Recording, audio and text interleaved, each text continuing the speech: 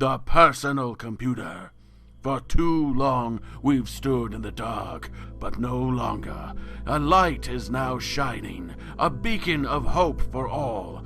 Join us. We are here to bring you on a PC gaming adventure like no other you've ever had before. Welcome to the Quick Save Club podcast.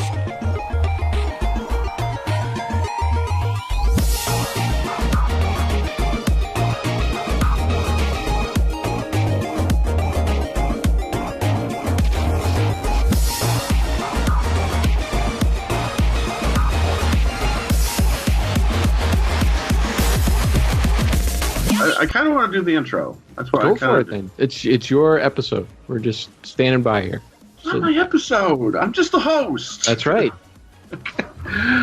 All right, 3, 2, 1. Welcome to the Quick Save Club podcast. What is the Quick Save Club, you ask? It is a PC-focused spin-off of the Cartridge Club where every month we choose a retro, classic, or indie PC game to play. During the month, we discuss our experiences as we play the PC game of the month with the Quick Save Club community on Discord and the forums located at www.cartridgeclub.org. At the end of the month, we pick a member or two in the community to record a podcast with and talk about the game. In the coming months, we'll be playing PC simulators in December, Thief, Vampire, The Masquerade, Bloodlines, Duke Nukem 3D, and Terraria. And at the end of this episode, we will let you know who won the poll for our Game of the Month of May 2020. If any of this sounds fun to you, hit us up on Twitter or Discord to join in.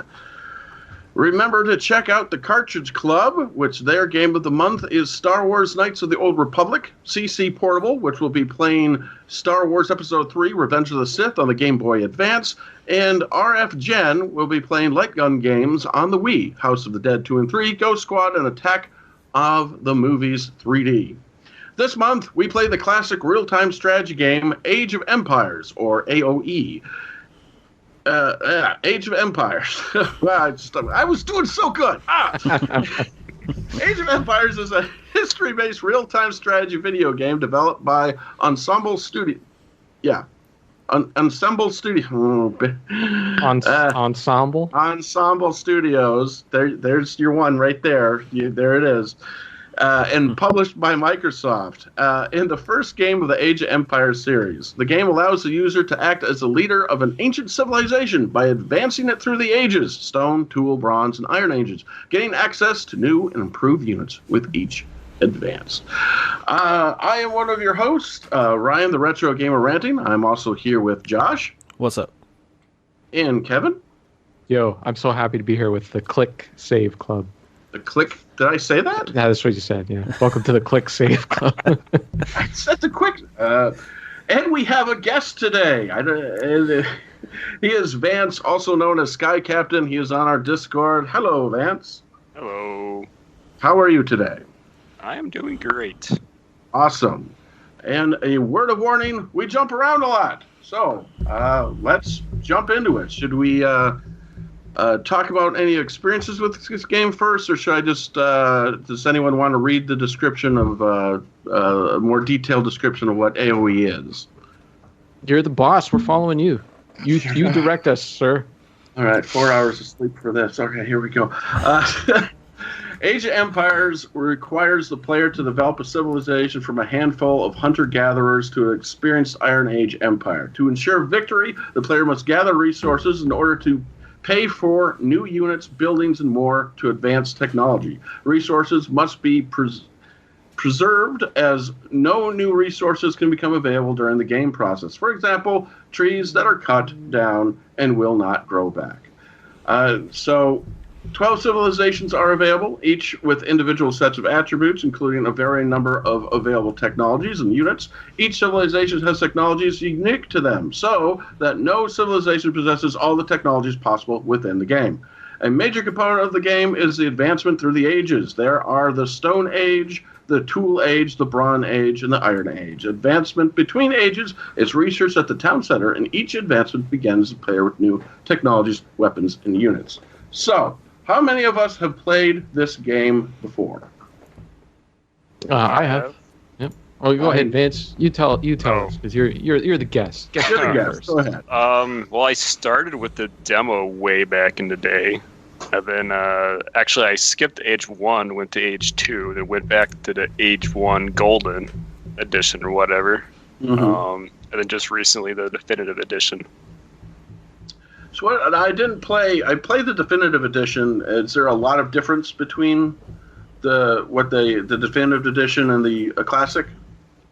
Yeah, there's quite a few. The biggest, obviously, is the graphics. Like the Definitive Edition, you can zoom in. The sprites they're more than just 8 directions. There's like more quality of life stuff, such as when you produce units from a building, they can set a rally point where they all go. When you research you can research multiple things per building. Like you can queue up researches like at the storage pit, your armor and stuff for your units. I think there was some like pathfinding things that were improved. I don't really remember that that much. If they were, they didn't do a very good job. Yeah. That's one that kind of annoyed me. For example, like even way back in the day, like your especially chariot archers would kite all your guys. You know, they would just shoot at their max range and then go away and just constantly kite your guys. So heavy infantry was pretty worthless if you're going up against anybody that had cavalry archers or chariot archers. So not very balanced, in other words. Yeah. There was a few other, with the Definitive Edition, few other additions I noted. The buildings collapse. Back in the day, they would just kind of flatten. They would just disappear. Just be a hole in the wall when you destroy them. Now they actually like animate when they collapse. The audio's a little better. Like the original had kind of MIDI sort of music. And in the Definitive Edition, it seems to be all orchestrated. And then there's your campaign. When you click on a campaign, there would be all written text that you'd have to read. Now somebody reads it out to you, even though it's very cheesy. There's an idle villagers thing. The UI is kind of all been updated and changed, and has a bunch of little different additions, quality of life additions. But the ones I really noted and really appreciated was idle villagers. So if you have a villager that's not doing anything, it gives you a little counter up top that says, hey, you got like so many villagers that are not doing anything, and you just click on it, it would bring you like to the first one or whatever, and you can assign them a task. And then the villagers themselves auto task, which wouldn't happen. It's kind of clunky, like it works sometimes and doesn't work other times, but basically if you have someone cutting down trees, as long as there's some trees within a reasonable area, he would go and find another tree to cut, or the hunters will go find like another animal to cut or to kill. But you know, like if they're too far away, it won't. So it kind of works sometimes. It doesn't work other times. And then auto farm, which was like the biggest thing.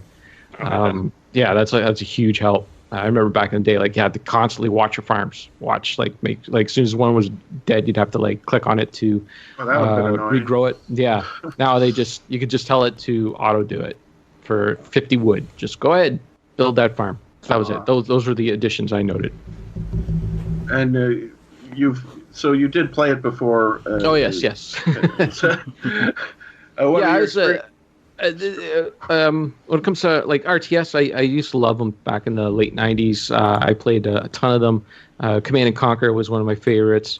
The Dune series and Age of Empires, even today, like, you know, Microsoft always has this bad rap, which sometimes it deserves and other times it doesn't. And people seem to hate on Age of Empires for, I think, unreasonable reasons.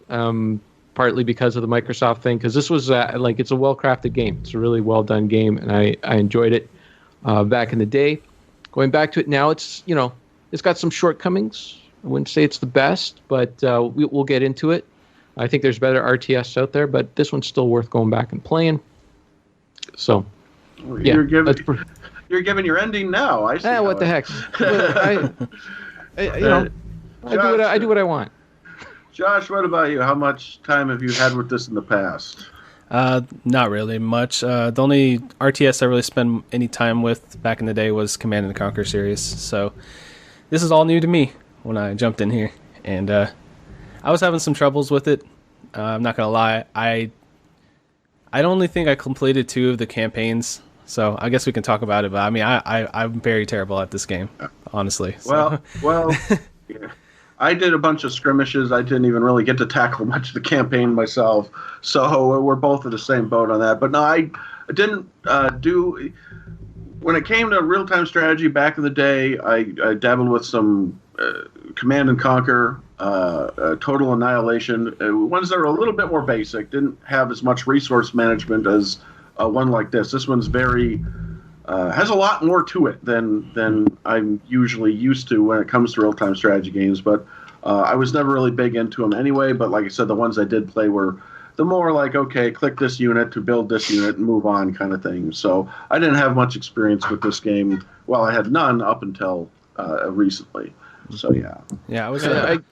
Sorry, I forgot to add too. Like, I never played the campaign back in the day. I actually would avoid the campaigns in most RTS. I just didn't have the patience for them, and I kind of felt like they were stupid. Like there'd be, protect one guy, right? Yeah. Protect this guy, protect this thing. And meanwhile, in the campaigns, you can build like 40 of those guys, and then have them go all over the map and destroy everyone. So I don't know. I couldn't wrap my head around. Maybe it doing felt the restricting campaigns to you, like it was giving you these rules, and you just wanted to build and fight. I just wanted to build and fight and destroy the computer and dominate the map, kind of thing. So I hated like having like a specific task to do, and it really wasn't until much later. I think I can't remember which Command and Conquer game I played, but like when you're running around as that like James Bond character, the spy character, and you're going into all the buildings and stuff. I'm like, oh, I gotta play the campaigns in these games. These are actually fun. So, but for Age of Empires, I never really went back and played it. I played the campaign. So this was the first time I actually tackled the campaign. Sorry. Yeah, go ahead. The thing that it reminded me a lot of, though, which I played a decent amount of back like when it came out, was Civ 4. I used to play a lot of Civilization 4. And it has somewhat elements of that. It's not quite there, but that's what it reminded me of as I was playing a lot. It was heavily inspired by it, from what I've read. Like, because Civilization came first, didn't it? Yeah. And I feel like Civilization is a little more complicated game. This is a little more simple. This is like the hack and slash version, I would say. Okay. Yeah. So, like, I'm probably the one that likes the campaigns. Because I like history, and that's kind of how I got into the game. So like I liked sort of following the rise of Egypt through the different parts, the upper lower kingdoms, all that kind of stuff. The Hittites rising, becoming a global power, and then the first written peace treaty between nation powers, between the Hittites and the Egyptians. Like, I like that backstory and sort of being able to play these events. Also, kind of difference between the original edition and the definitive edition is the original. You would have, when you would start a campaign, there'd be a little CGI video of like explaining like, okay, kind of what led up to why are the Babylonians doing whatever, or why are the Hittites moving into this area or something. And then, of course, at the end of the campaign, when you finish the last level, there'd be another CGI movie of like, the Pharaoh looking out over the whole river valley and, stuff like that. But in the definitive edition, it wasn't like that. It was just, text. And so I was kind of disappointed in that, but I kind of understood why, because even back then, the CGI was like really basic and kind of cheesy. But, for me at like an 8-year-old or whatever, it was still really cool. I like that basic cheesy CGI. Yeah. Or like they should at least give you the option to view it, for crying out loud. Mm-hmm.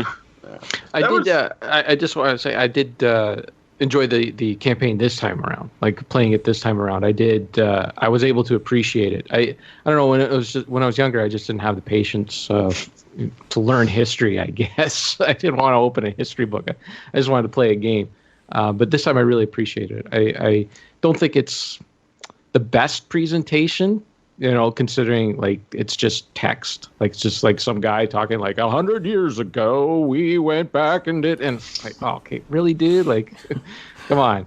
But Yeah, it was an interesting way to like, I don't know, it's like infotainment almost in a way. You're getting educated on how things were, and I mean, it's not exactly accurate, but you know, it's accurate enough. Learn some stuff in there.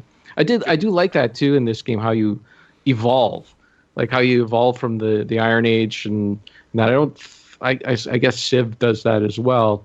But I always thought that was like a really cool thing, like when you know the payoff to gathering more things is that you can evolve into the next level, and you get metal arrows or whatever. You upgrade from basic clubs, a board with a stick basically to swords and shields and stuff. So I really like that part of the game. Yeah, that's always pretty fun. Is there an age you enjoy most, or is it just right at the end when you get all the good stuff? Or... Yeah, at the end. Yeah, that's the whole point, right? It's to keep working. I'm just saying, like, because some people enjoy the challenge of the you have less to you have the less to work with. You have a club instead of a gun. Some people enjoy that extra challenge to it or something like that versus having all the resources. What's wrong with those? What's wrong with that guy? I don't know. Yeah. It's not me. I'm just seeing if that person's here. So, are there any stories anyone would like to share about the game? I do recall, Vance, when we first talked about this, when you asked about the show, there was something you mentioned that was it your dad who introduced you to the game, or what was the story? I kind of have nostalgia rose-tinted goggles or glasses for this game because I discovered it right when I was really getting into computers. So how I found out about the game was exploring various CDs of games. So sometimes have trailers or demos of other games they were developing. So that's how I got into Age of Empires. I found this demo and I'm like, oh, this is a cool game. The only thing you could do is play the Egyptian campaign. So I played that all the time. And finally, on my birthdays, I was like, hey, I want Age of Empires. Well, then my mom got me Age 2. So I ended up, long story short, coming back to Age 1 and playing it through. And I bought, the gold edition. So that's kind of why, I really liked it. And then, like I said, both my parents are into history. My mom was an archaeologist. That's awesome. So I grew up in general, just knowing all these civilizations. So it's kind of cool to he had these things that I've heard about and read about, watched movies and all that stuff. And then sort of, seeing it in a video game form. 'Cause up until then, most video games were like you said in the little thing here, fantasy or sci-fi. So having something that was sort of real, you can go to a museum and see a Bronze Age sword, or go to the Colosseum, or you can build that in the game kind of thing was cool to me. And also another little thing is on my mom's archaeology magazine, there was always a section at the end that sort of had a pulp culture where they would sort of talk about, things that happened in pulp culture and how they were interacting with archaeology, or history or something. And there was this one article that was about Age of Empires, and I was like, oh, cool, I know what this game is. And so that was sort of the first game review that I kind of related to. Because up until then, you're just reading game reviews of games you want to play versus one that you had an in-depth dealing with. So that was kind of cool for me back in the day. And that's what's kind of cool about how they incorporate real history into it. And yeah, it's kind of not really a fictionalized version. They just okay, well, this is what happened. Now you take over. So it's not necessarily fiction, and it's a little exaggerated, but you actually learn something at the same time. And that was one thing that I found kind of cool, because my son watches me play games sometimes and plays with me when he can, but he's actually really into the history of the world and different, how we got to this state. He's very curious with that. And so he's reading the text before these missions and that, and he recognizes it because that's stuff he's interested in and has read about before. And, and he's only 9, but that's interesting to him. And so, I told him, I'm like, if you want to try playing this game sometime, it might be beyond you right now, or maybe not, he will. But he enjoyed reading about it. He enjoyed the fact that they were incorporating these things he's read about before into a video game, and he thought that was super cool because up to this point he plays Mario and Minecraft and stuff like that. He hasn't seen the fact that there's a game that takes history and turns into something fun like that. So that's pretty cool. And like also with Age of Empires, like it's not like a hard game. You know, there's only like a handful of units. You know, there's the whole rock paper scissors where like the phalanx will destroy old cavalry, but the archers will destroy the phalanx. You know, you use the juggernaut boats to take out buildings, and you use the triumphs to take out those, and you have your fishing boats. So I mean, the concepts are fairly simple to grasp. The hard parts are the AI or playing against another human, but that's just with every game in general, and it's pretty open to pick up. Most of the civilizations are pretty well balanced. It's not like Empire Earth where there's huge multiple complexities, or Civilization where you have to balance what turns you're going to use or whatever. So it's not too hard to pick up. Empire Earth, I've never heard of that one actually. I'll have to look that one. That one's another one we can play. This one overwhelmed me. Let's go with the one that takes over the entire Earth. Did anyone play multiplayer, either back in the day or recently? I didn't dabble in that because I sucked at this game so bad I didn't want to try and lose to someone online, that was. But did anyone go back to that with this recent playthrough, or has any memories of playing online in the past? Nope, not me. I've never played it online. Just against the AI in the skirmishes, and yeah, I don't know if I don't think I'm very good at the game. I enjoy it. Like I like it, but I'm not.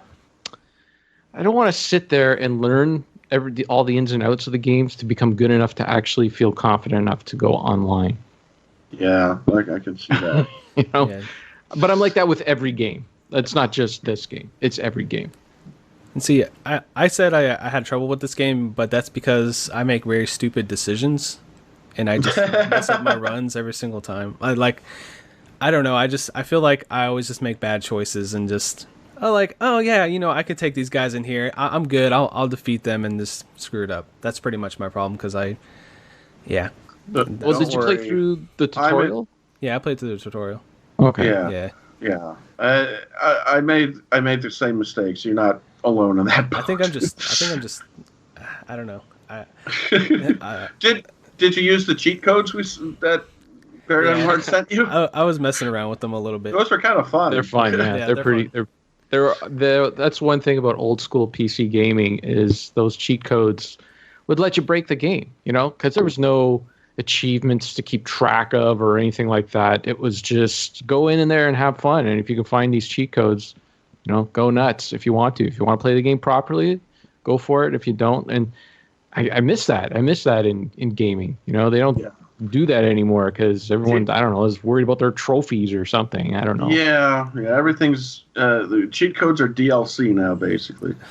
Like I could see it with the multiplayer stuff. I get that. You don't want people cheating or whatever. But if you're just playing against the AI and you're stuck on a level or something like that, or you can't figure it out, and you just want to move on to the next one. I had this, type in home run and boom, it's done. Home run. There you go. I had this horrible tendency. Anytime I got a new game as a kid, the first thing I do is try to find the cheats for it immediately after installing it. And while I was playing it or whatever, that was back when when you'd have to actually go to the store and see if a magazine had cheat codes in it sometimes, because not everything, But yeah. I was bad like that. I find that this game isn't really that complicated, though. I suppose if you're not used to RTSs, there is and I wasn't. I was never big into RTS, and so that's probably why it was my Achilles heel. But as far as RTS goes, this one is fast paced. It's fast paced enough, and it is challenging. It can get crazy, but I just there are other ones out there that are way more complicated than this one. I'm gonna say I did start picking it up more and more as I played it. honestly, just this whole month's been crazy. I didn't have as much hours as I wanted to, and one campaign takes at least a couple hours. It feels like to get through. So yeah, RTS is a time sink. That's the real time. The time is. It's like, part of the okay, game. do I got the 2 to 3 hours to sit here and do this? Okay, I'll try, and then the next RTS we'll do in the middle of summer when we have a little more time. At least you can save. That's you true. can save at any point, Yeah, so if you only have 15 minutes, just go in, play 15 minutes, save, and then you can come back. And that's the other thing, too. I talked about this when we did for the Cartridge Club StarCraft. Yeah. Save all the time. And before you do anything, like anything crazy like you were saying, save. Put a save point right there. Go try it. If it doesn't work, you're not starting back at the beginning again. Yeah. You're starting at your save point. Okay, that didn't work. Let me go try something else. Oh, okay, I see. They have this. Like I'd even go and explore the map. Go find out, like, hey, what is this computer doing? What's going on over there? Oh, they got 3 towers over there. Okay, now I know what I need to do. Right, I need to take out those 3 towers there. So I go back to my previous save, even because a lot of times that's one thing with this game that I remember this even back in the day, what the kids call aggro, I guess, from World of Warcraft or whatever. If you aggravate the enemy at all, like, hey, I'm over here, they'll come after you. Yeah, they won't stop. It's kind of a pain in the ass. That's why before you do anything, any exploration or anything, just put a save point there. So you're going back. I'm in a hurry. I don't want to save the game. I got to get through with it. Well, you know what? No, exactly. That's a good strategy for it, and I think I'll have to employ that a little more. I don't know. It's one of those things where it just slips your mind to hit the save button sometimes. This is the quick save club. I know. That's what you're supposed to do. So I know. Rule 1 of quick save club is to quick save when you're playing a game. I know. That's our number 1 rule. We don't have a number 2 rule. We only have number 1 rule. Just save. Constantly save. Don't play the game. Just hit the save button. Move 1 step, hit the save button. Move another step, hit the save button. Shoot your gun, hit the save button. Use your sword, hit the save button. That's the rule. I've done that with the Indiana Jones game. It was in the Infernal Machine. I would jump on a platform, save. All right, move over, jump on another platform, miss it. All right, go back to my previous save. I've done that before. Jeez. Well, let's. Is any other fun stories? Shall we get to some fun facts, or is there anything else you want to add? We can do fun facts. This is the part where everyone contributes. So, who would like to tackle? Now, these fun facts are a little large, but I think you guys can handle. Who would like to tackle the first fun fact? Vance, would you, being our guest, like to tackle the first one for us? I can do that. All right, go right ahead. Originally touted as Civilization meets Warcraft, some reviewers felt the game failed to live up to these expectations when it was released. Despite this, it received generally good reviews. An expansion pack called The Rise of Rome was released in 1999. Both the original Age of Empires and expansion pack were released as the Gold Edition. Age of Empires Definitive Edition, a remastered version of the game, was released in February 20th, 2018. So, which is something you already actually mentioned, so I suppose we didn't even need to. The expansion pack, did anyone play that? Oh, a little bit back in the day. At that point, I was kind of teetered out with Age of Empires, so I just sort of blitzed through the campaigns. They were mostly focused on just Rome, but some of the, like, that's one of the expansions where they added in where you could queue up units at buildings. Then they added some quality of life stuff too. So, overall, it was an okay. It was more of a quality of life expansion than a whole story expansion, I guess, from what I remember. All right, cool. Who would like to take number 2, Kevin? Age of Empires, under the working title Dawn of Man, was the first game developed by Ensemble Studios. Its historical setting was chosen to be more plausible, accessible, particularly to casual gamers, than existing games. At the time, other real-time strategy games had sci-fi and fantasy settings, so the historical setting of Age of Empires enabled it to stand out. The designers received much of their inspiration from the game Civilization, With its proven historical setting, this was noted among reviewers as something positive. Where'd you get these fun facts from? Wikipedia. All right. I wrote these documents up at 4:30 in the morning when I got home from work. 4:30 a.m. in the morning, and I went above and beyond. I searched for as many facts as I could, and guess what? All the best ones were on Wikipedia. On Wikipedia. All right. Yeah, what can you do? All right. Okay, and guess who gets the next one? Me. There you go. Age of Empires facilitated online and network play with up to 8 people simultaneously. Because network play is less sophisticated, I can't even say that apparently, than that of modern games, lag and disconnections are often occurred. Until June 19, 2006, multiplayer gameplay was supported by Microsoft Gaming Zone. Get in the zone. At the point, the Zone abandoned support of most CD-ROM games, including Age of Empires and Age of Empires 2, The Age of Kings. And none of us actually played online, but back then, that was kind of the thing. Everyone had their own zone or something like that. I know, like, 3D Realm, everyone had their own little online thing. I think there was, like, GameSpy had their own online thing and stuff like that. And that was the big thing. Everyone had to go somewhere for their multiplayer, but now it's just everyone's on a server. But, I hated that back in the day. And that's one thing that Xbox Live did, was that it introduced that, you just go to one place. Everybody plays on the one place. And so it streamlined everything. So there's one thing Microsoft did good. It was that. Did they attempt to port this to, I don't know, like any consoles or not? No. I didn't actually look that up. I'm pretty sure you couldn't. I don't know. Could you? Isn't there a mobile phone game? Come on, guys. Oh, yeah. I think Age 2 they made a mobile phone and then a Game Boy Advance version. I think. The Game Boy Advance version. That's interesting. I think.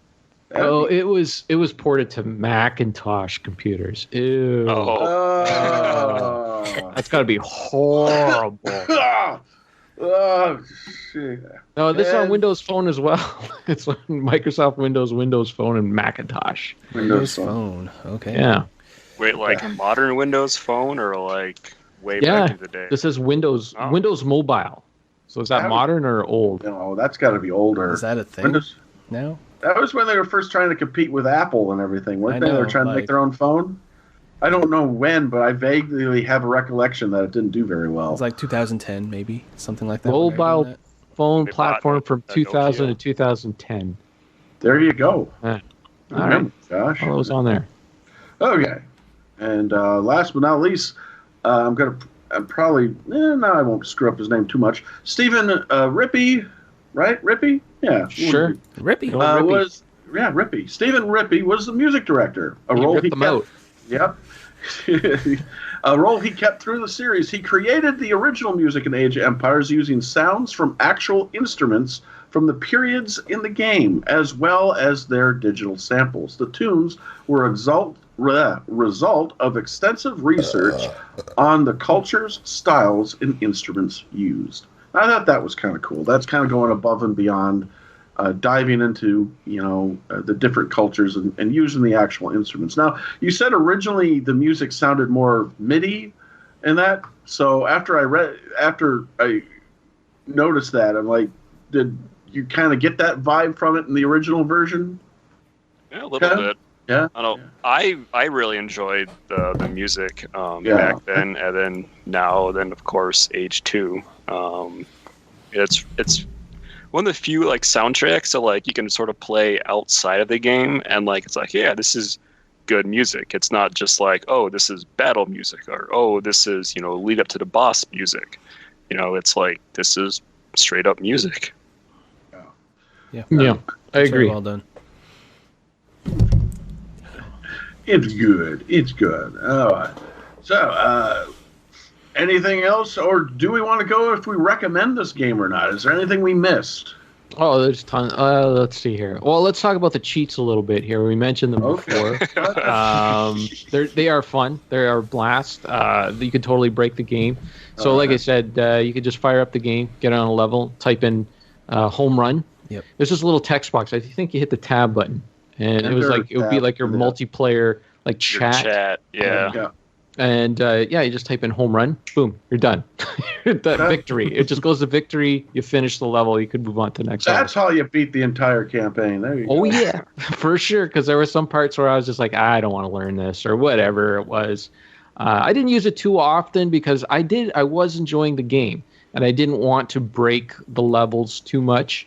Like I said, it was challenging, but I didn't find it overly complicated. It was still, I don't know. I didn't want to break the game too much because I was having fun. But there were times where it was, there's just sometimes, I don't know. It's like I hate it when I have to protect one thing. I just hate it. I got to protect this guy. I don't want to protect that guy. He's nothing to me, right? This is all part of my army. I'm supposed to be able to do whatever I want. So sometimes I might skip those or whatever, but for the most part, yeah. The campaign where you start out with the priest and you have to convert people at the very beginning. The priest, yeah. Those ones were. I think. Yeah, the first one was okay, and then it kind of got kind of stupid. That's the one I liked. I liked that one. Honestly. Oh, you did like that one? Yeah, that was kind of fun to figure out to me. Too nerve-wracking, because I found like him trying to convert people, and the people would run away or whatever. It's like, get back here! I'm trying to convert you. Or they would start listen to my religion. Yeah. Damn it! What's the cheat with the dragon and being able to drive around in a car? What was that one? Well, the dragon one is what King Arthur turns all the eagles into dragons. There are a couple of like ones that do these crazy. King Arthur, all birds become dragons. Yeah. Yeah, like there's the Proton Man. That one Eagle was cool. MC Trooper. Mm-hmm. One of my favorite ones is Jack McNimble. So that catapults fire peasants. They do a little like corkscrews through the air. I love that. I love that in games where they're just like, okay, now we're gonna have fun. Here's big head mode. Here's a dragon in this historically accurate simulation. Something. Oh my god. well, Photon Man, it populates this little guy into the game that has like a laser gun that has a unlimited range. It could just shoot anywhere. So if there's something on the map that you don't like, I'm just going to send Proton Man there to shoot that thing or whatever and eventually take it down. And you can put in like multiple of them. I had like 12 of them on one level because I was just messing around and just wipe everything out. It was fun. But you got your simple ones like Woodstock gives you 1,000 wood, pepperoni gives you 1,000 food. Yeah, I guess we should mention like the whole mechanics of this game. So the point is like you're building resources and that. So you need to collect wood. So you send out woodcutters to go chop down trees. You got to have guys collect food. So they start off like with, you can go pick berries and that, and they'd be hunters. And then eventually you get the technology to make farms and that. So that's when you can really start making your own food. You can go mine for gold. So you send out little guys to go mine gold, to mine stone. You can totally cheat with all those. You get Woodstock, gives you 1,000 wood. Pepperoni Pizza gives you 1,000 food, which is a real pain in the ass to have to type out every time. Pepperoni Pizza. Man, come on. Coinage gives you. It should have just been like pizza. Pizza would have been fine. Then pepperoni pizza. Coinage gives you 1,000 gold. Quarry gives you 1,000 stone. You know what cheat I used to hate typing in? And it's a Duke Nukem 3D cheat. It was called DN Cornholio. I hate it. That was God mode, I think. I don't know. Anyway, sorry. That sounds like a very Duke Nukem code. Just yeah. Kind of an Easter egg for the cheats. If you had the definitive edition, you collect 50,000 wood or 50,000 stone. Your achievements are Woodstock and pepperoni pizza. Oh yeah, that's right. Yeah, that was kind of cool how they put the cheat codes in the achievements. Sort of in reference to them. Yeah, it was a nice touch. And that just showed you too that they didn't care. It's just like, yeah, sure, whatever, go ahead, cheat. Doesn't matter. I mean, who cares? It's a stupid achievement. We can kind of tell just by like looking at how many like unit cheats are versus just like game breaking ones. Like there's like two different like laser troopers. There's the car one. There's the ICBM, which turns your ballistas and helipods to shoot across the map. Flying Dutchman makes your catapult ships, go on land. Like all those crazy ones. Like, some of us had fun just coming up with the cheats. Because like half of them are just like crazy things versus like, actually helping you at the game. Yeah, and they totally like they would put these things in there, because developers wanted people to talk about the game. Like, hey, did you find this thing? Did you get this one? Like, you could totally do all this crazy stuff.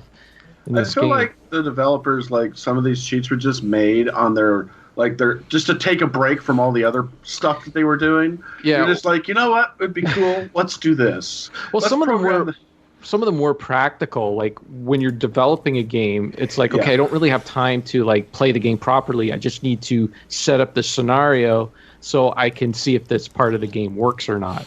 So sometimes like there was, a practical purpose to them. And that's really where the cheat codes kind of started, right? It was like people would try to find those. And then, it just kind of, in this era in the late 90s, it just kind of got crazy. And they would put like crazy stuff in there on purpose. Oh, yeah. Steroids, your guys would automatically build something. If you told them, like, build something, boom, it'd be done. Oh yeah, I used that one a lot back in day because like I didn't really have the patience to like wait for a wonder to be made or something. Yeah. But that cheat, affects not just you, it's everybody. So while you can still spawn out, clones of legionnaires, so can your enemies. So it's pretty easy to just set up like a barracks outside their base, put the rally point in their town center, then just sit there and spam, create a single line of people going right to the enemy base. Yeah. Stop. Good times. Stop. Anyways, yeah, those are the cheats. I don't know. What else do you want to talk about? Was anybody like annoyed of like the pathfinding or the fact that like you can build walls but couldn't build gates? And so if you had like a wall, you would have like a 1 or 2 opening for them to go through, and like it would take forever to get like 20 people through. That always annoyed me. Or like when you'd set, I'm doing something or here. you'd select a group of people to go somewhere. If there were mixed units, like you had some swordsmen and some archers. Of course, your swordsmen are going to get there faster, and they're probably going to be dead by the time your archers get there to back them up. So you had to micromanage your army a lot more than other RTSs. Yeah, definitely. If you're trying to get them through tight space, it was just much more easier. Just put them all through one at a time. Just sit there and do it instead of waiting for the computer to figure out how to get through a tight space. Mm-hmm. And set like multiple points. Like if you're gonna take a group of different classes or different members of your army over to the bad guys, like you kind of like want to like set up some midpoint and make them stop and have everyone catch up, especially your catapults, because they took forever to get there. So let the catapults catch up, and you totally had to micromanage all that stuff. That's been a problem with the game since day one. It seems like it's, with the amount of improvements that they put into the definitive edition, to me it's something that feels like they would really want to fix, but they can't for some reason. There's something wrong somewhere, because it's been improved in the sequels to the game. This is really a unique thing to this game. And it's funny, some people feel as if it breaks the game, or not breaks the game, but it's a deal breaker for them. Like they won't play this game because of that. And I'm like, hey, it's just a quirk. To me, it's just a quirk in the game. It's a pain in the butt, but I don't know. It's something maybe it's nostalgia, but it's something that I can overlook. I still find the game fun. Yeah, I agree. I mean, they did fix it for, 2 and 3 and other games. That's kind of like one of the selling points of the second one was, hey, we have formations for mixed units and stuff. Yeah. So, they could have fixed it for this game, but then again, it wouldn't, hold as much water up to what it was before. Some of the stuff that they did add, like, being able to queue up technologies, for example, at buildings, or being able to see in like the upper left corner of your screen, what's being made where was, a improvement. Of course, in the definitive edition, you could always go back and click on, classic rules or whatever, and all that stuff would just be thrown out, and it'd be back with, version 1.0 or whatever the original was, if you really wanted to. So you could go back and forth, but you couldn't quite do it like, with the new Halo where you just flip a button and you go from graphics to graphics. Yeah, I imagine there's something that would really just mess it up, if you tried to do it midway through a game or something. So I'm pretty sure that's why it wasn't as simple as just hitting a button. I think, anyways. All right. All right. Yeah. What about the campaign? Like favorite moments or anything like that? Like what are your favorite moments from it, Vance? Like what's your bread and butter? What's your jam? I didn't play the campaigns this time. Oh. It's because I already did before. Okay, but like I said, I liked the Egyptian and the Hittite campaigns back in the day. Like I said, I kind of got bored of the Rome ones because you just did, all right, Rome, being a republic, and then you have Carthage, and then you have, the empire. So there were 5 campaigns that were at various points of Rome. And after a while, it's all right, you're just sort of doing the same thing over and over. That's why the Rise of Rome for me was more of a quality of life improvement or an expansion versus a whole, all new campaign story kind of thing. Yeah, I agree that that's another little knock against the game too, is I think there's just not a ton of variety. All because I don't know if it's because all the different classes are balanced or whatever, but there isn't. I don't know. Playing from one to another, it just didn't seem like as if there's that much of a difference. I don't know if you agree with that. Yeah, I agree.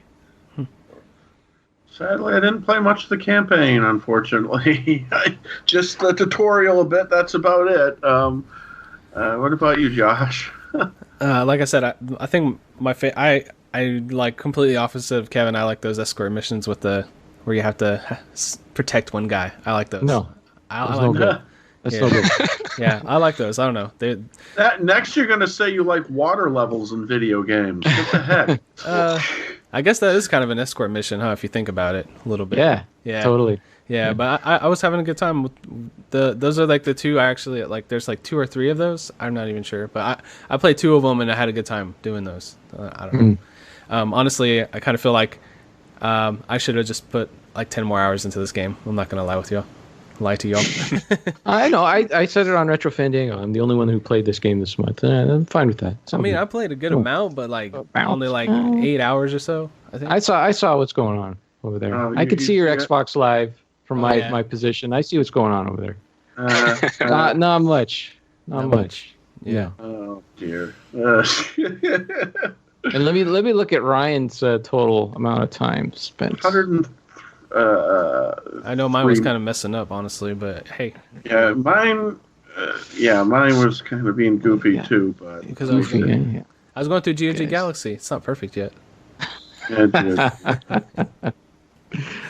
I'm gonna get you guys playing RTS at some point. I feel like put more time into it. Yeah.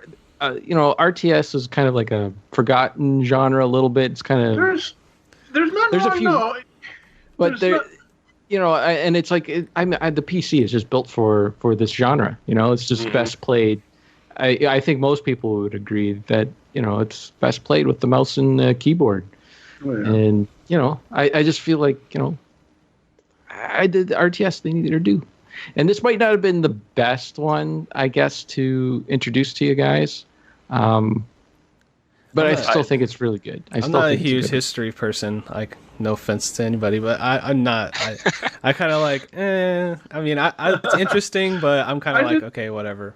Honestly, yeah. I didn't mind the history thing. Like I said, my son's really into it, so he thought that was interesting. And at the same time, it's one of those things the real-time strategy games I played before were, I guess you can call a little more this isn't as hardcore as maybe Civilization or stuff like that, but the ones that more fantastical or anything like that.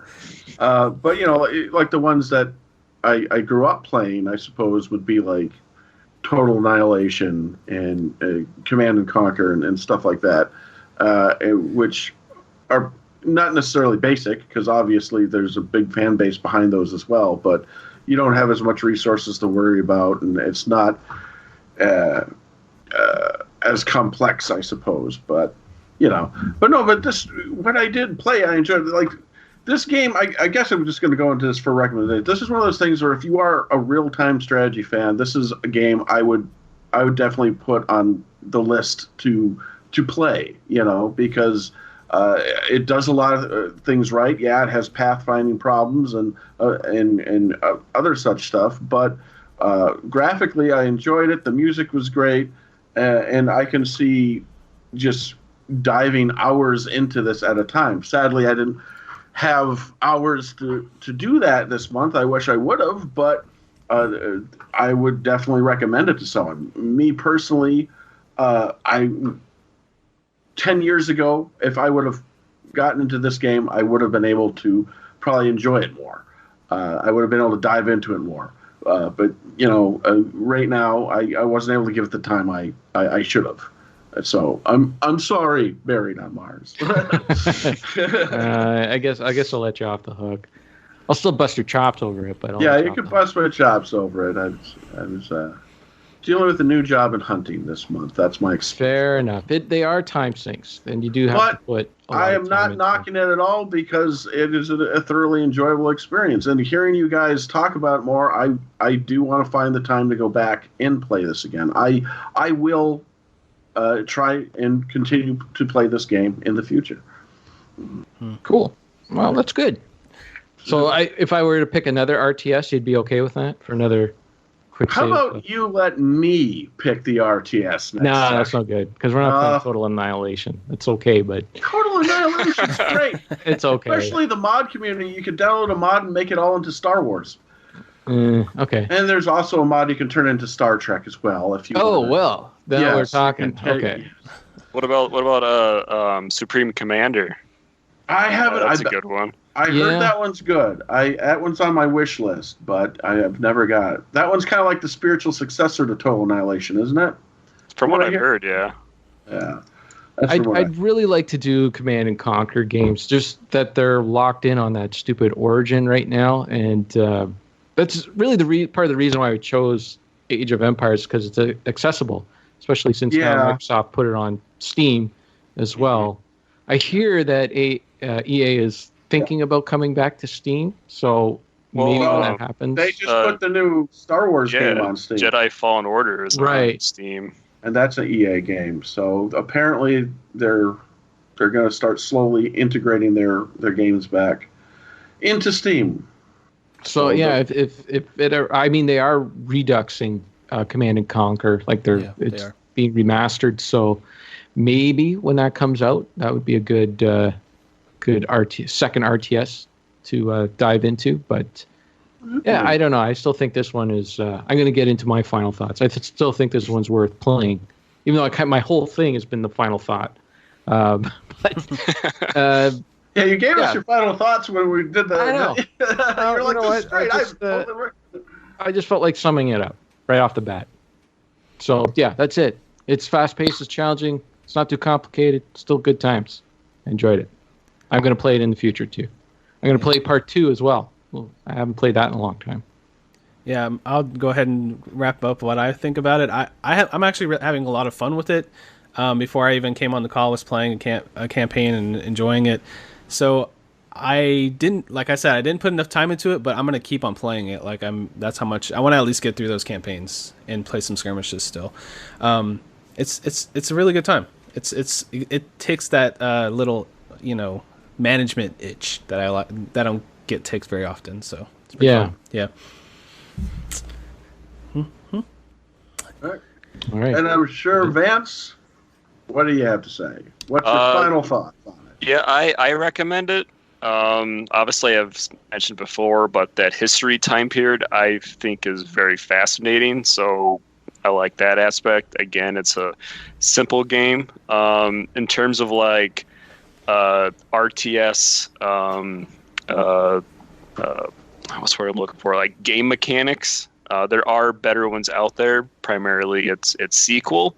I personally think its sequel is really hard to beat in terms of an RTS. But going back to this one, I mean, it is the first RTS that Microsoft did. It set the bar back in the day. It sort of stole its thunder from Warcraft. So yes, I highly recommend it, even if you are just seeing it through rose-tinted glasses. I said it again. Vance, have you played the third one? Yeah. I never got into that one. Like, I haven't played it. So I didn't like the third one as much as I liked the second one. They sort of got away a little. It sort of simplified it a little bit more. There was less sort of resource management, but at the same time, there were less civilizations, but they were more different. Like, each one had a different feel to it. So there's sort of that asynchronous, gameplay, sort of like David and Goliath kind of thing with some of the civilizations. And they're coming out with a fourth one, right? Or is that just rumor? Yeah, they came out with a trailer, but Yeah. they haven't released any details of what it's about. It looks like it's going to be back in the medieval time period, but they say that the time period is longer, so maybe it'll be like starting off in the Bronze or Iron Age and go into early Renaissance. I don't know. We'll see. They did recently release the sequel definitive edition as well, like really recently, like last month, I think. So Yeah, it was. I think. Yeah, it was at the beginning of last month. Mhm. So yeah. Yeah, I bought the combo pack on Steam, but haven't played the second one, definitive edition, yet. I got it on the Game Pass. Woohoo. Oh, yeah. Super Game Pass. Yeah. I like Game Give me Pass. that Game Pass. Game Yeah, Pass love is that good. Game Pass. Yeah. So and then the guys who worked on these games, I believe a bunch of them went and did some of the Halo Wars games. Okay. I think after they did, was it Age 2 or Age 3, they did, the Halo Wars. Because they sort of were like Bungie, where Microsoft was like, hey, you have to do X amount of games within this time period. And then, like we know now, Ensemble Studios is gone. But I don't know if they, formed off and did another company. I don't know. I don't really follow game companies that much anymore. Yeah, I'm not sure either. But I think a bunch, they've always, I don't know, whoever's been working on these games since the late 90s are still working for doing RTSs and doing RTSs for Microsoft, which is kind of wild that I even though Ensemble Studios is gone, there's still, like it says, like Halo Wars was Ensemble Studios, Halo Wars 2 was someone different. Okay, so it might have been just the first one that they worked on. I don't know. Yeah. I know there was a group of people that were trying to make a Age 1 mod for Age 2, and that sort of splintered off into its own project called Zero AD. Oh, really? They're still, I think they're in alpha or beta number 32 or something now. Every once in a while I go to their website and just check it out, but it's been fun watching that project grow. Is it just a mod, or is it going to be its standalone thing then? It's their own standalone thing. I don't know if they made their own engine or if they heavily modified a Unity engine or something, but it looks really impressive. It's not very optimized, but I think it has good promise and potential in the future. Raven, stop. Awesome. Cool. All right. So, have we said everything about Age of Empires? Are we done? Have we said it all? I think so. I think so. The two experts here, and then the two stragglers. Yeah. Yeah. Lollygaggers. The lollygaggers. Yep. No, we're all good. Okay. Good. Good. Okay. So, All right, let's move on. to wrap up our May game of the month, we put up a poll. What were the three games we had? I did not write them down. I know I had Torchlight 2. Yeah, that was yours. That was mine. Well, if you can't remember, then I guess Torchlight wins. That's what I voted for. There we go. Torchlight 2 it is. I don't think that's what happened though. No, what happened was that we each picked a game, and then so our director of social media put up a poll.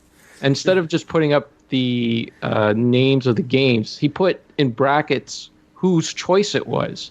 Mm-hmm. So when everyone went to the poll, they didn't choose which game they wanted to play. They chose who they liked best. They chose. Is that what it was? It was Yes. a popularity contest. Guess who everybody likes the best? Guess who everyone loves? Negative Josh over here. Negative Josh. Hashtag Negative Josh. Negative Josh. Won the poll, and his game choice was Antichamber. Antichamber. Antichamber. So in May 2020, we're playing Antichamber. I mean, good for you. It's gonna be a fun game. I know it's gonna be cool. I think I'll dig it. So okay. what was the final results to the poll? Do you have that, Josh? I can pull it up. Give me a sec. I'm just killing time now, I guess. I think I might have accidentally came in last. I think the last time. Oh no, that was on purpose. You came in last. I'm pulling it up. My bad. I should have had this ready to go. That's okay. That's okay. You know, in the meantime, we can talk about next month's game, which we didn't do last month. We should really talk about what game we're playing right now in December. Yes. Let's talk about what are that. we playing? It's December, so we each chose a simulator to play, and I'm playing American Truck Simulator. Yeah, which is good time. So I got my wheel right here. Which I'm going to have to try to play again because I installed it for 5 minutes and got bored to tears and stopped playing it. So got my wheel right here. Ready. I like that wheel. That's pretty cool. Wheel. That's pretty cool. I'm playing Tabs. So great. Tabs. What's Tabs? Totally accurate battle simulator. Oh, okay, yeah. Which my son actually plays the most of, but you know. I've seen gameplay for that before. That's cool. And I might have a couple other surprises, depending on if I have time for it, depending on how December goes. We're still not allowed to know what it is you're playing. Because I'm not sure if I'm going to be able to play it, because it's December. Right. So I want to at least put one up there that I know I've played enough of, so I'll be able to talk about it. And if there's something else I'm able to get out there, because I don't want Disappointed Buried on Mars. I get it. I don't want to disappoint. I feel like it's a disappointed dad when, you know, I say I'm going to do something and then don't do it, you know, and then he just shakes his head and waggles his finger. And I never waggle my finger. Well, you should start doing that. You should start waggling those double fingers, you know. What are you playing, Josh? What's your simulator of choice? I'm playing one of the Roller Coaster Tycoons, I think. Oh, Roller Coaster. Okay. Yeah, that's a good one. They're fun. Yeah. I like anything that's kind of time management. I lose myself in those kind of games. Yeah, I'm not sure which one. I don't really own any of them. I don't really own any simulation games, so I'm gonna have to buy one. I just haven't decided which one yet. I'll be playing it soon though. I like the hospital one. 2 points. There's 2 Point Hospital. That's the latest one. That one's good. But back in the day, it was what the hell was it? I think I have it on Origin. There should be like a winter sale coming up, right? I probably already missed one. Yeah, well, you just missed the autumn sale. Autumn sale, the Black Friday sale, all the different sales. Yeah, I missed a ton of sales. It's okay. I'll probably end up buying something full price and it go on sale the next day. That's usually how it goes. Steam? No. Well, if it's on Steam, then you just return it and then rebuy it. Oh yeah, true. Yeah, that's true. I don't. GOG has a return policy apparently, but I could never figure out how to make it work. I don't know how to do it. Yeah, Theme Hospital. That's what it was. Theme Hospital. Yeah, that was Hospital. Good times, man. And then the original creators for that made 2 Point, right? I'm pretty sure. Yeah, I think there were some people that were working on there. Yeah. Anyways, Bullfrog Studios. Bullfrog, yeah. Oh, I missed Bullfrog. Yeah, they were good times. They were good. Populous. Love that. What about you, Vance? Dungeon Keeper. Are you going to be playing a simulator with us? I'm going to continue playing the A10 simulator on DCS, Digital Combat Simulator. Yeah. So maybe I'll try streaming that too.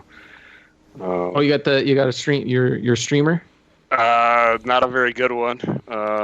If you None of us stream, are. just let me know. I'll tweet you out on the Twitter. Okay. Yeah. We'll try.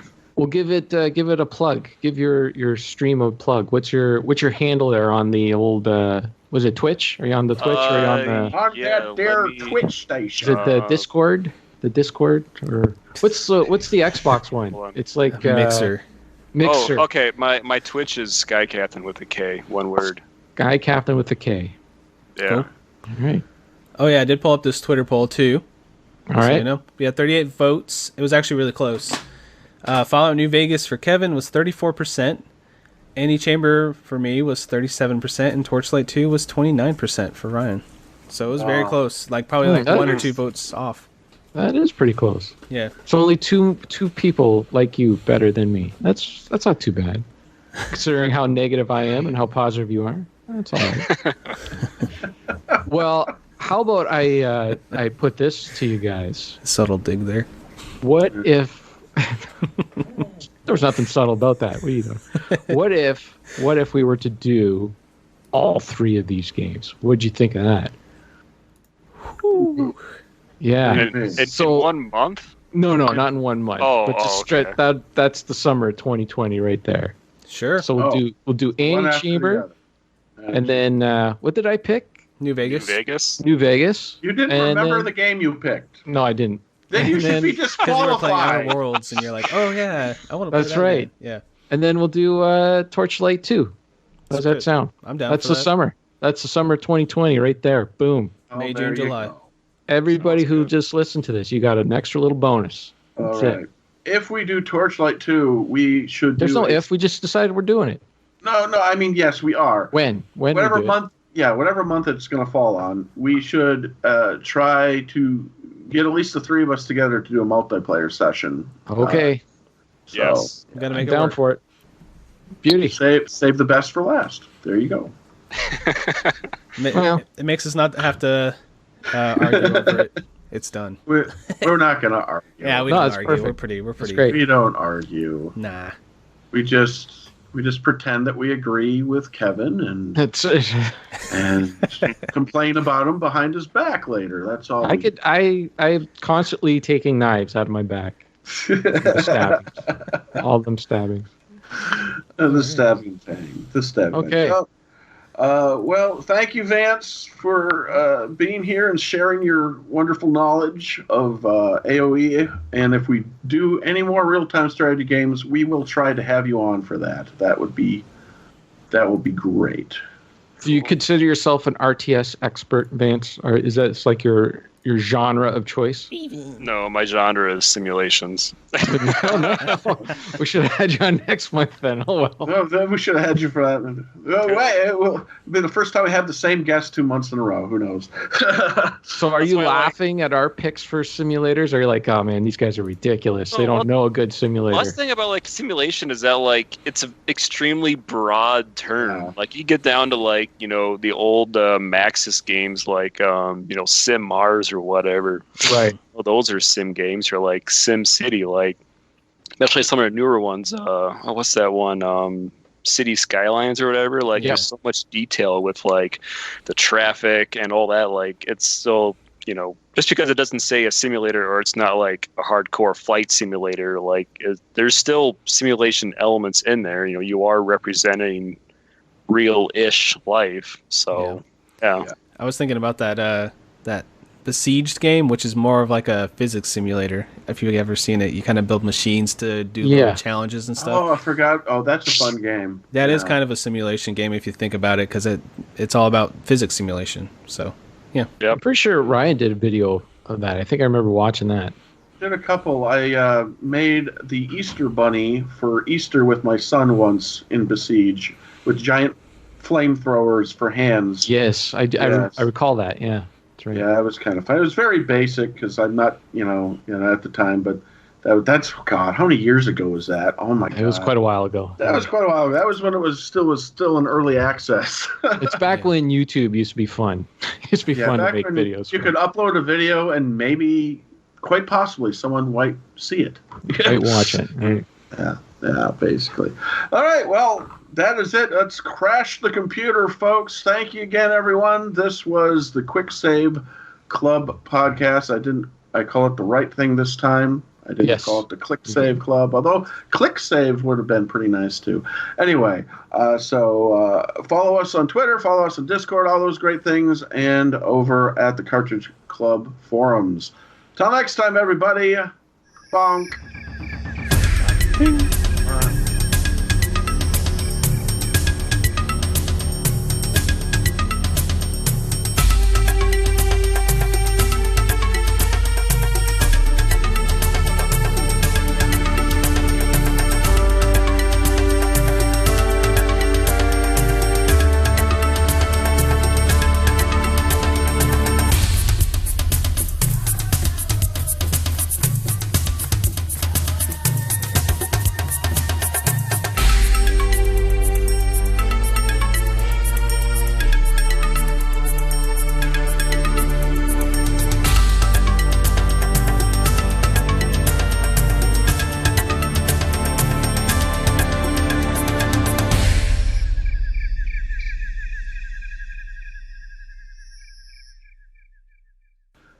question for you guys. Quick save doesn't make sense. What? What do you click? Are you clicking on something to save? I know, that's what I was like. I don't know. Click save? No. You're clicking forgot. on the 3D printed save icon. Yeah. Maybe. The 3D print. You saw that one? Yeah. Did you record that, Ryan? No, I didn't. That's what I was going to say. I recorded, so. You did? Thank God. I have a recording. Halfway through this, I don't know if anyone saw my face, but I remembered I didn't hit record. Your cam's I can't see your camera. Yeah, your camera's not working. I've never.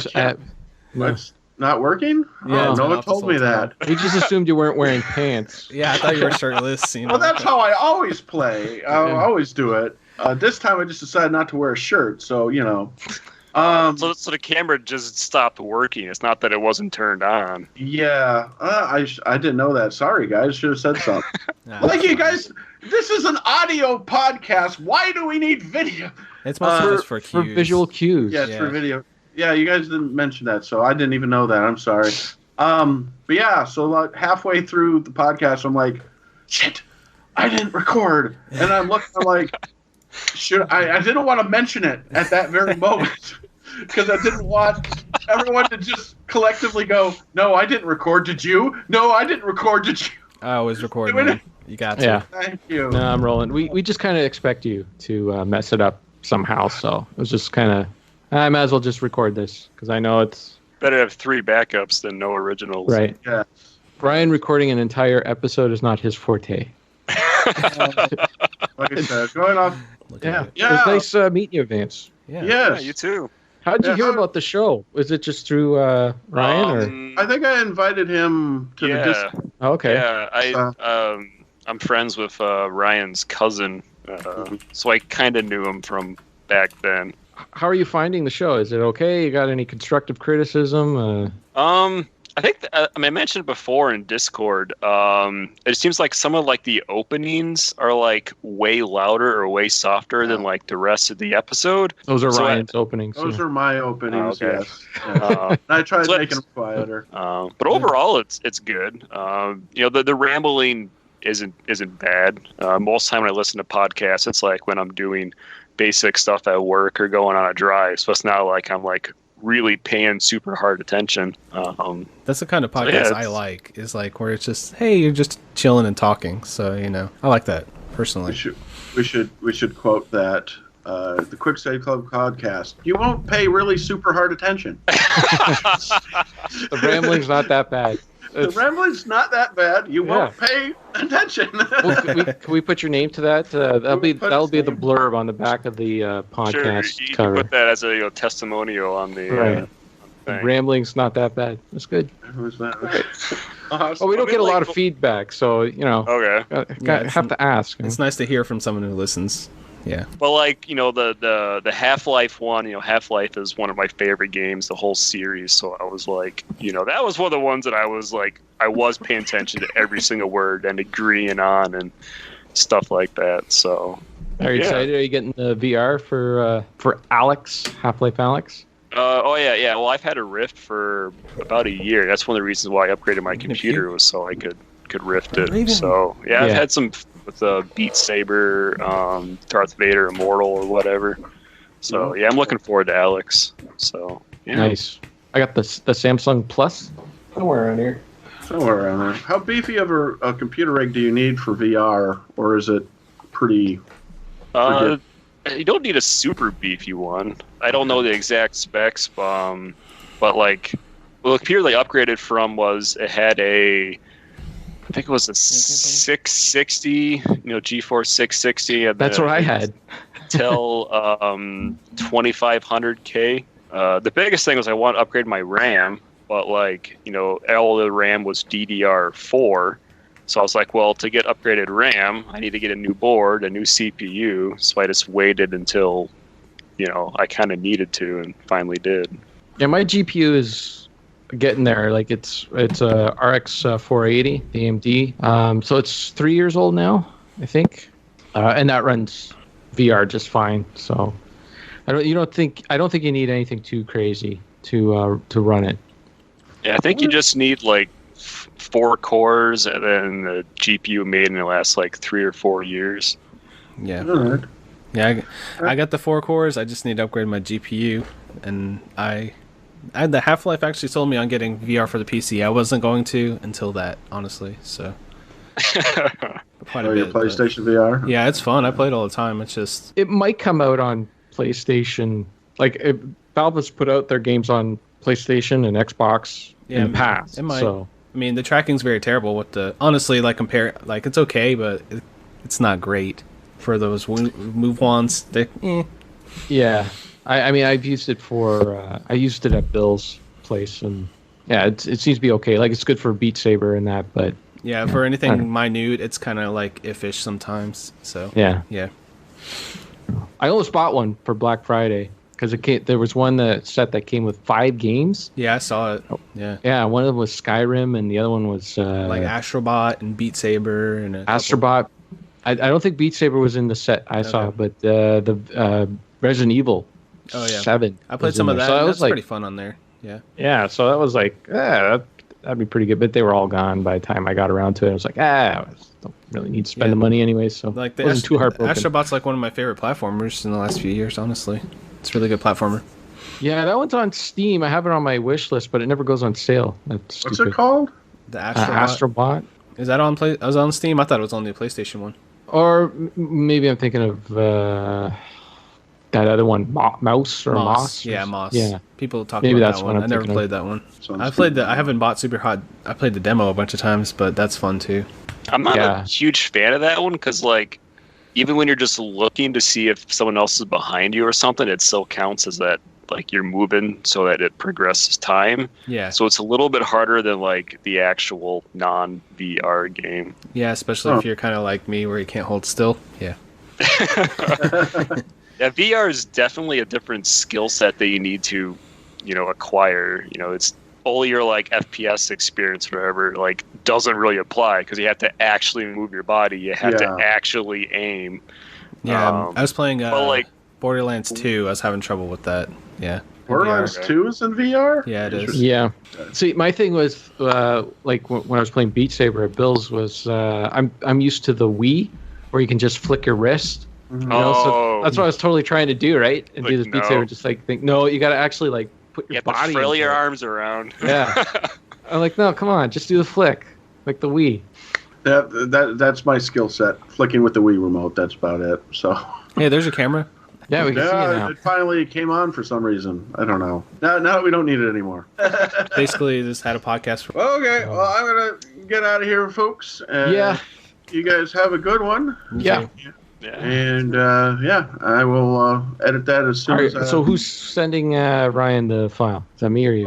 Both of you send it, and I'll... You can even add in some of this extra stuff at the end if you want. I'm still rolling. Yeah, me too. Still rolling. There you go. I'll edit it at the beginning and really confuse people. We'll just start talking VR stuff. Well,